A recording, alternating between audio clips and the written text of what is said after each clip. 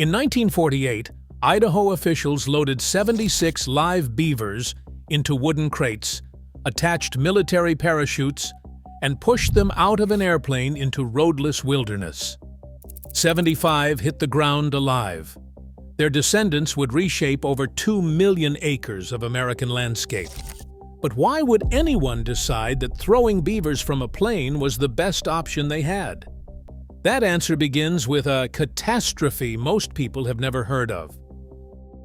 Long before fur trappers, before towns or railroads or even maps, North America pulsed with the quiet industry of beavers.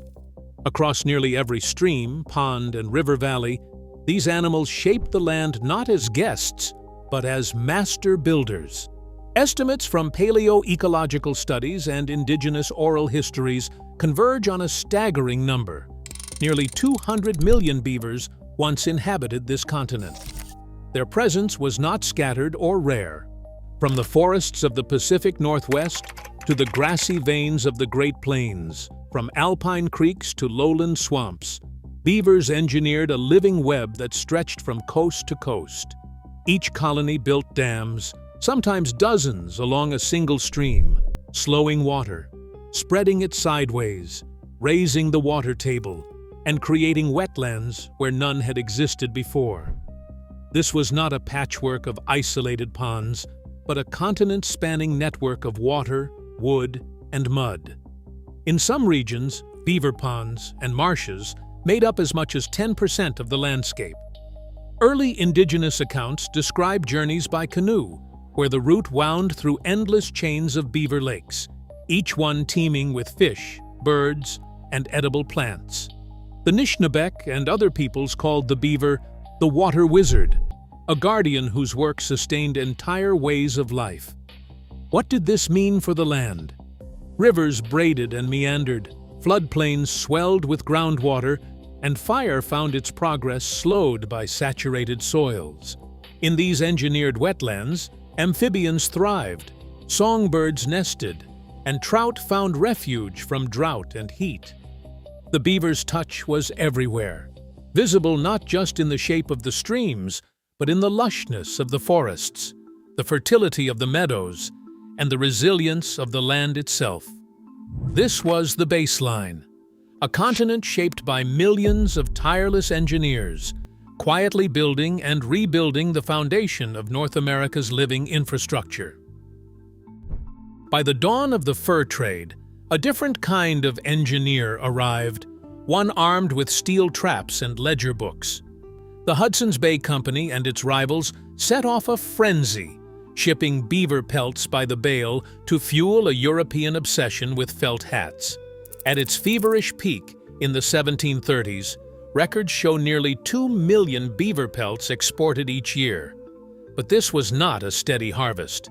Within a single lifetime, those numbers crashed. By the 1840s, annual tallies had plummeted below 200,000. The beaver's silent empire collapsed, erased by market demand and a relentless push westward. What filled the void was not progress, but a slow, grinding unraveling. Without beavers to build and maintain dams, rivers began to cut deeper into their beds. Hydrologists now measure the scars, across the West, river channels incised by as much as 1.5 meters per century. Floodplains dried and cracked. Wetlands vanished. Groundwater tables dropped, sometimes by meters, leaving entire valleys thirstier and more exposed to fire. The lush, braided waterways that once sprawled across the continent shrank into narrow, fast-flowing channels, unable to hold water through the summer or buffer the land against drought and flood. Ledger entries and ecological surveys together tell the same story. As the beaver vanished, the continent lost its living infrastructure. Salmon runs faltered, waterfowl numbers dwindled, and soils eroded from the banks. The fur trade's windfall left behind not just an empty habitat, but a system on the brink. One where the absence of a single species triggered a cascade of environmental collapse, and where the question of restoration would haunt generations to come. In the years after the fur trade collapse, Idaho's beaver crisis took on a new and surprising form. By the 1940s, the animals clashed daily with the ambitions of a growing state. Around Payette Lake, beavers gnawed through stands of aspen, dammed irrigation ditches, and flooded new roads and fields. Complaints stacked up in the offices of Idaho Fish and Game, painting the beaver as a pest rather than a vanished keystone. But removing them wasn't so simple. Early relocation attempts, hauling beavers out by wagon or horseback, ended in disappointment. Stress and heat killed nearly 40% of the animals en route. Survivors often slipped away, trekking miles back to their original homes, undoing months of effort in a matter of days. The situation reached a breaking point. Trapping and killing would only erase the last local populations, but the old methods of moving beavers had failed. Something had to give. Into this deadlock stepped Elmo W. Heater, a district officer with a reputation for stubborn creativity. Heater had read the mortality reports, seen the ruined orchards, and listened to the frustration of both ranchers and biologists. He also saw an opportunity hiding in plain sight: the vast, empty wilderness of central Idaho, unreachable by road but perfect for beaver colonies, if only the animals could get there alive. In 1950, Heater put pen to paper, documenting the failures of the past and sketching out a new, untested idea. His proposal was as audacious as it was desperate: use surplus World War II parachutes to deliver beavers by air, bypassing the deadly gauntlet of overland travel. The plan would demand technical rigor, careful testing, and a willingness to risk ridicule. But for Heater, the alternative was clear. Without a leap of faith, both the beavers and the landscapes they built would be lost. The next step was to prove that a living animal could survive the drop. Blueprints for the beaver drop began as sketches on Elmo Heater's desk, but the real test would come in the air. The challenge was as much about physics as it was about animal behavior. How do you deliver a 40-pound rodent, alive and unbroken, from a moving airplane to the floor of a mountain valley?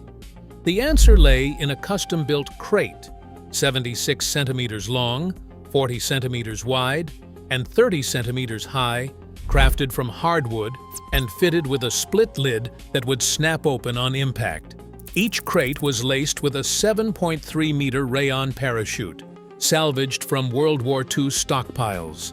Engineers drilled 2.5-centimeter air holes along the sides, ensuring every beaver could breathe during the drop. Inside, a simple pull-cord system was rigged to the crate's hinges. The moment the crate struck the ground, the force would pop the halves apart, freeing the animal within seconds. But no one trusted blueprints alone. To prove the system, the Idaho Fish and Game crew turned to a single animal, an aging male beaver, nicknamed Geronimo. Over several weeks, Geronimo endured repeated test drops from altitudes between 500 and 800 feet.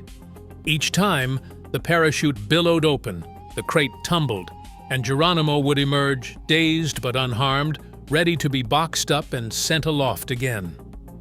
Flight logs from 1948 record Geronimo's resilience, his calm under pressure, and his role as the program's unlikely pioneer. When the operation launched in August, the stakes multiplied. 76 beavers were loaded into crates, each one lashed to its own parachute and stacked in the belly of a Beechcraft Model 18. Over a series of flights, the crew released their cargo above Chamberlain Basin. Of the 76, 75 survived the descent. Only one crate failed, breaking open too soon. The rest landed, popped open, and released their bewildered passengers directly into the wild.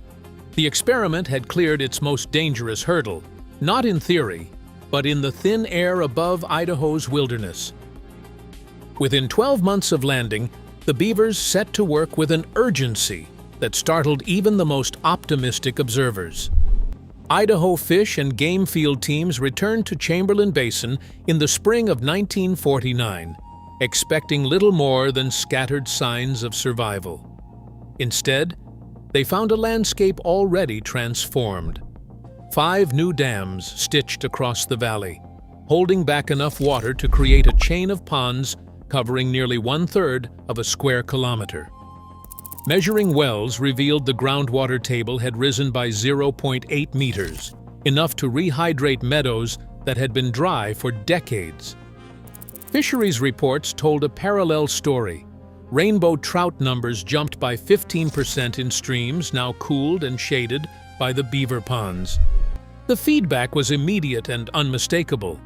Water slowed, spread, and lingered in places where it had once vanished by midsummer. For the first time in years, the land itself seemed to breathe easier. The gamble on parachutes and keystone species had paid off, not in theory, but in the living, measurable pulse of water and life.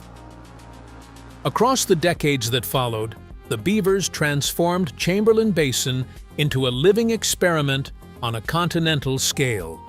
Satellite data traced the expansion of wetlands, over 14,000 hectares of new ponds and marshes stitched across the wilderness, where once only dry channels lay. Vegetation indices jumped by 12%, marking a surge in plant growth that rippled up the food chain. Fish surveys told the next chapter. Rainbow trout populations climbed by 30% as cool, oxygen-rich water pooled behind hundreds of new dams. Hydrologic models measured a storage gain of 1.2 million cubic meters per square kilometer, enough to recharge streams through the harshest summers. Flood peaks dropped by nearly a quarter, reshaping the rhythm of the river and softening the blow of spring melts. What began as an airborne gamble now read as proof. A handful of parachuted engineers had rewired the basin's future, one dam at a time. Today, beavers engineer wetlands across millions of acres, quietly storing water, buffering wildfires, reviving biodiversity. Their comeback isn't just ecological trivia, it's a blueprint for restoring damaged landscapes worldwide. When we let natural engineers do their work, recovery isn't a miracle, it's an inevitability. What else could we rebuild if we tried?